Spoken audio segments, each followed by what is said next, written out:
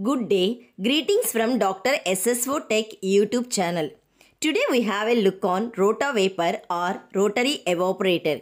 It is used in labs for the efficient removal of solvents from samples at low pressure by evaporation.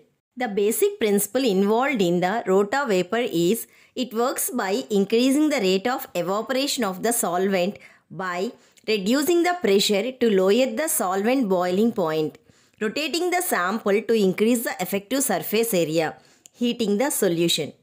Rotavapor consists of vacuum source. The system is responsible for creating a vacuum within the airtight setup, thereby reducing the pressure within the system.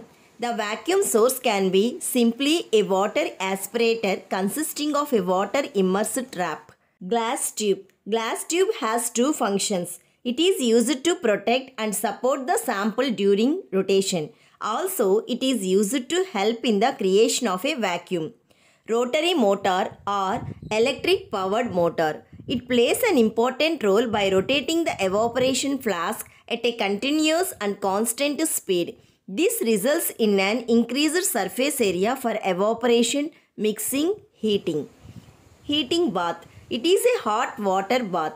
It is used to heat the sample and help in temperature regulation.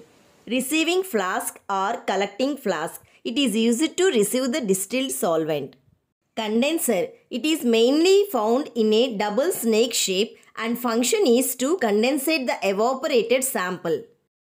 Before switch on the instrument, connect the receiving flask by using combi clip. Also, pre-weigh sample flask and connect carefully. Before going for the experiment, fill the hot water bath with distilled water. Fill the cold trap with dry ice. Be sure there is ice in the water circulator every time. Inspect the Rotavapor and all pieces of glassware to ensure that there are no cracks, chips or defects. Now switch on the instruments, stabilizer, Rotavapor, vacuum controller.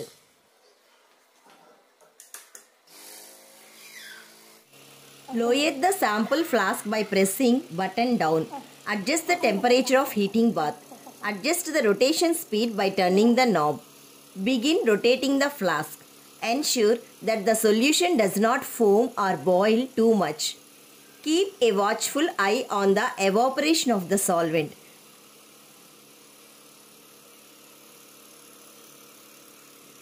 Place your finger over the vent hole and use it to control the vacuum.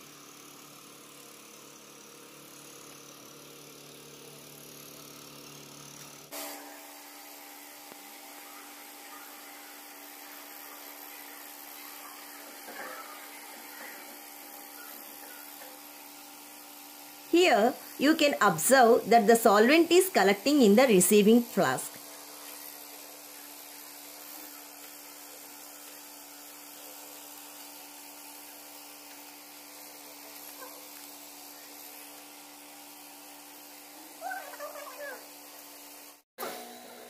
After completing the process, turn off the vacuum source. Stop the rotation. Remove the collecting flask. Here you can observe the solvent collected in the collecting flask.